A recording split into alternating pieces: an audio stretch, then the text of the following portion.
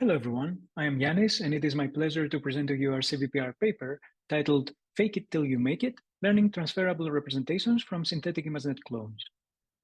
Generative models like Stable Diffusion are able to generate highly realistic images starting from a textual prompt.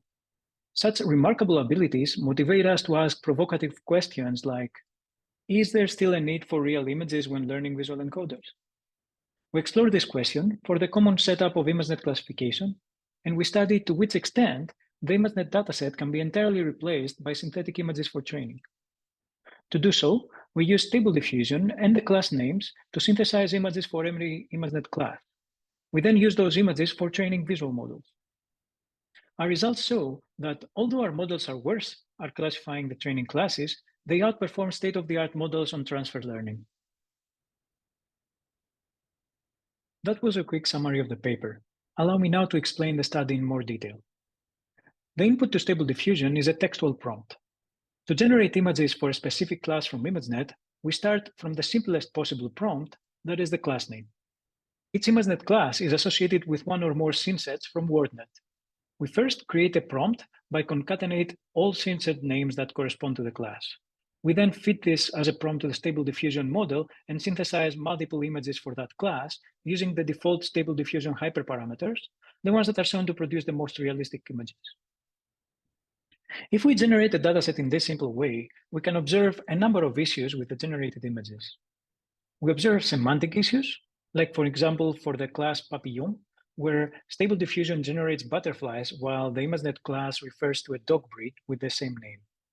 We also found domain issues where, for example, generated images for the class Pirate Ship are mostly illustrations and artwork, while ImageNet has mostly real images for the class. Finally, we generally observe a lack of diversity in the generated images. To tackle semantic and domain issues, we utilize knowledge from the WordNet lexical database. Specifically, we append the WordNet hypernym or description for its class to the basic prompt. This helps disambiguate cases like Papillon.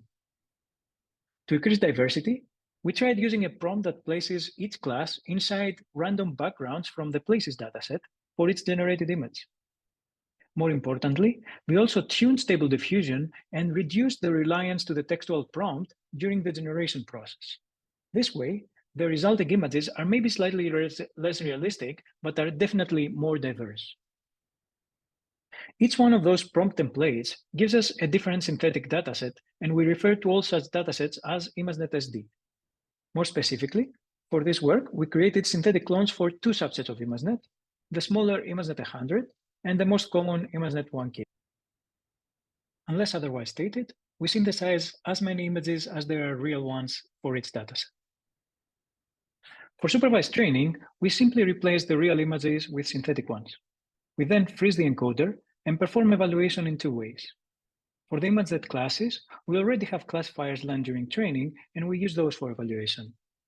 For transfer datasets, we use the encoder as a feature extractor and train linear classifiers on top for each one of the transfer datasets. Okay, so let's start by seeing how the different prompts affect the performance when synthesizing clones for the smaller ImageNet 100 dataset. We see that addressing semantic, domain, and diversity issues lead to better and better performance, with the largest gains coming from sacrificing quality in exchange for diversity. If we compare our models to a model trained in the exact same way on the real images, however, we see a significant gap in performance.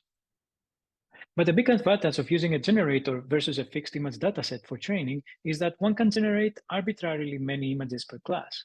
Here, we see how using 10, 20, or 50 times more images during training affects the classification performance on the training classes. Although increasing the number of synthetic images slightly reduces this gap, it seems unlikely for this to be enough to close it. Let's, however, now turn to the case of transfer learning and understand if the representations we learn using only synthetic images can be used for classifying unseen classes. Here we see, first of all, that the performance of our best model is only 2% worse than the model trained on real images for classification over 10 diverse datasets. Now, when we start increasing the number of synthetic images that we use, we see that we can learn even more transferable representations, and also that the gain increases as we synthesize more and more images. We end up with representations that are approximately 5% better on average than the model on the real images in ImageNet 100. Now, let's look at the case where we train our model for all 1000 classes of ImageNet 1K and measure performance on the commonly used validation set. In this case, we can directly compare it to state-of-the-art models, and for that, we chose the RSB A1 ResNet 50 model, a publicly available model with impressive performance on ImageNet. This model was trained using the 1.2 million images from the ImageNet 1K set, and for a fair comparison, we also used the exact same number of synthetic images to train our models. First, we can observe that there still exists a significant gap in performance between the RSB model and our model for the ImageNet validation set. Yet, we believe it's noteworthy that our model is able to reach 43% top 1 accuracy on such a challenging classification task across 1000 fine-grained classes without using any real images during training. If we look at performance on other ImageNet test sets, we see that the relative gap in performance is smaller in this case, especially for test sets with domain sets. Let's now turn to the transfer learning experiments. We report performance for 15 transfer datasets in total, split into 3 groups: small-scale fine-grained classification datasets, long-tail datasets, and the ImageNet concept generalization benchmark. Similar for the case of ImageNet 100, we see that our model performs on par or better than the state-of-the-art model for transfer learning. In fact, it outperforms RSB by approximately 2% on fine-grained classification and long-tail recognition. Note that these results are achieved using only 1.2 million synthetic images, and we can expect our model's performance to rise further if we train using more. To summarize, in this work, we replace ImageNet with synthetic clones from Stable Diffusion.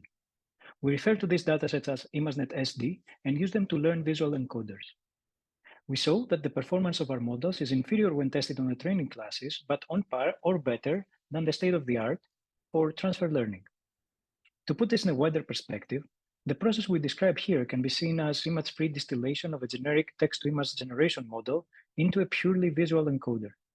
In that sense, however, the power of our model is of course limited by the expressivity of the generator we use. It is also worth noting that any biases stemming from the generator or the datasets used to train the generator will also be propagated to the synthesized datasets. Thank you for watching our video. Please come to our poster if you attend CVPR or visit our project page for more information and pre-trained ImageNet SD models.